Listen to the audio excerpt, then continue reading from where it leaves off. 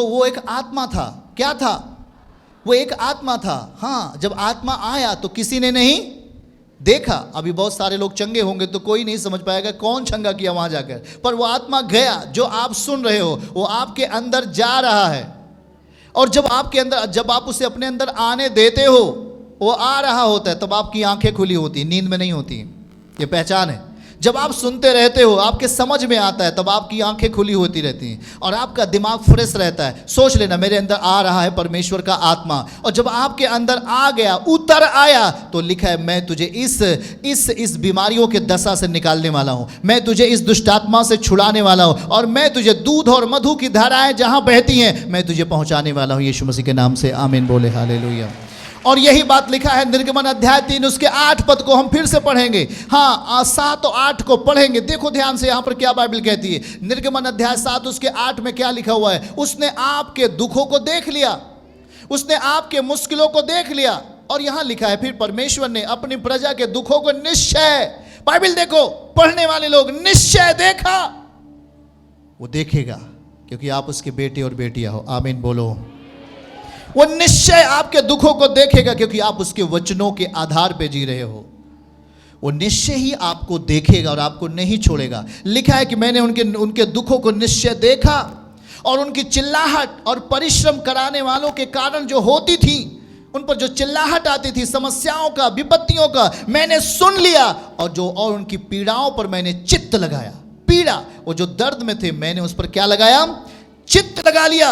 और देखो, चित्त लगाने के कारण बाइबल कहती है 8 पद में, और 8वें वचन को अगर हम पढ़ें, इसलिए अब मैं उतर आया हूं। किस लिए उतर आया? आपके दुखों को दूर करने के लिए। आमीन कहिए।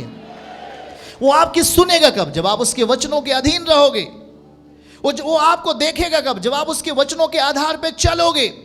वो आपको देखेगा, आपकी सुनेगा, और आप पर चित्त लगाएगा।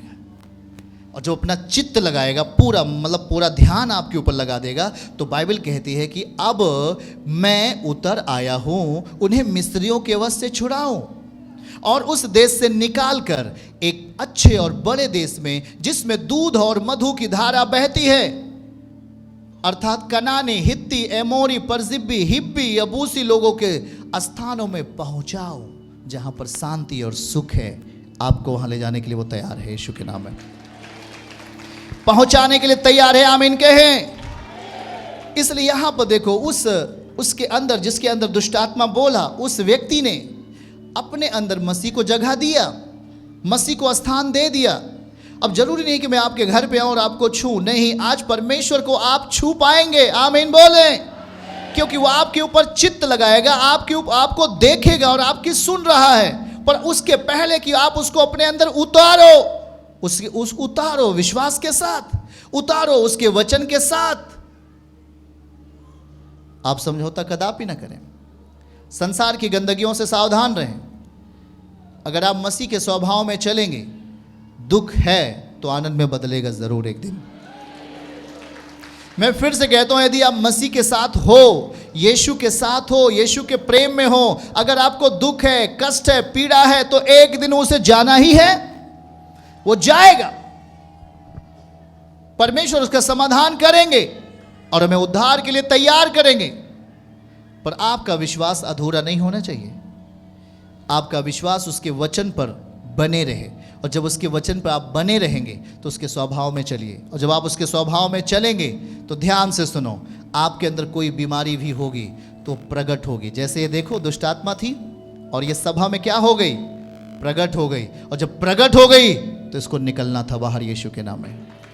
वैसे आप जब मसीह से प्रेम करोगे, उसके स्वभाव को अपने अंदर लेके रखोगे, तो हर बीमारियां प्रकट होंगी, आपके शरीरों से निकलेंगी और वो बाहर कर दी जाएंगी यीशु के नाम से। आमीन। हाथों को उठा के सब लोग अपने स्थानों पे आमीन कहें। हालेलुया। वो आपकी परिस्थितियों में बदलाव कर सकता है, उसे उतरने दो। हाथों को उठा के बोलो, मैं उसे अपने जीवन में उतरने दूंगा। मेरा समाधान निश्चय है यीशु के नाम में।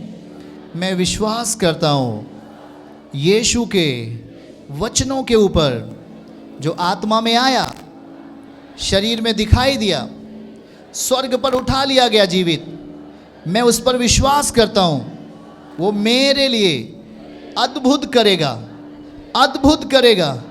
यीशु के नाम में मैं तैयार हो रहा हूं उसके वचनों में, उसकी आज्ञाओं में, उसके नियमों में, ताकि मेरे अंदर परिवार में हर गड़बड़ी करने वाली, हर समस्या को लाने वाली दुष्ट आत्मा जाने वाली है आज यीशु के नाम में। वो जाने वाली है आज यीशु के नाम में, क्योंकि आपने उसे उतरने दिया अपने अंदर। वो आपके अंदर उतर आया है। आमीन बोले। तो आपको इस वचन के अनुसार निर्गमन अध्याय 3 का 8 वचन आपके लिए पूरा होगा। जितने लोग सामने देख रहे हैं, निर्गमन 3 उसका 8 वचन आज आपके लिए पूरा होगा। आपको अच्छे माहौल में पहुंचाने के लिए वो तैयार है यीशु मसीह के नाम से। वो आपको अच्छे माहौल में लेके जाएगा। देखो, न बल से न शक्ति से, पर मेरा वचन अर्थात मेरी आत्मा काम करेगी आपके लिए। इसलिए ध्यान से सुने, आप हमेशा वचनों को ग्रहण करने वाले बने, वचनों को स्वीकार करने वाले। और जब आप वचनों को स्वीकार करते हैं तो आपको अंदर शक्तिशाली बना देता है। जब आप वचनों को रिसीव करते हैं तो आपका शरीर चाहे कमजोर हो, आपका शरीर चाहे बीमारी में हो, पर वो आपके बीमारी से, आपके शरीर के अंदर जो बीमारी है उससे कहीं अधिक ताकतवर वचन है। जब आप उसे स्थान दोगे, आमीन, जब आप उसे जगह दोगे तो आपकी समस्याओं से कहीं अधिक ताकतवर बन जाएगा। आमीन। अगर आपने उसे जगह नहीं दिया, आपने उसे अपने व्यवहारों में नहीं लाया, आपने उसे अपने कामों में नहीं लाया, वो आपके अंदर गया तो जरूर, पर वो कमजोर है। वो वचन आपके अंदर कमजोर है। पर यदि आपने उसे सुना, इसे, और उसे अपने अंदर लाया और अपने अंदर जगह दिया, तो ये वचन आपकी बीमारी से बहुत बलवान है। वो जाने वाली है यीशु के नाम में। आमीन। तेजी के साथ चर्च की सभी प्रार्थनाओं को और परमेश्वर के दास के द्वारा टीचिंग सुनने के लिए और अपडेट्स को जानने के लिए हमारे इस चैनल को सब्सक्राइब करें और साथ में बेल आइकन को दबाएं, ताकि जब भी लाइव प्रार्थना हो तो सबसे पहले आप देख सकें।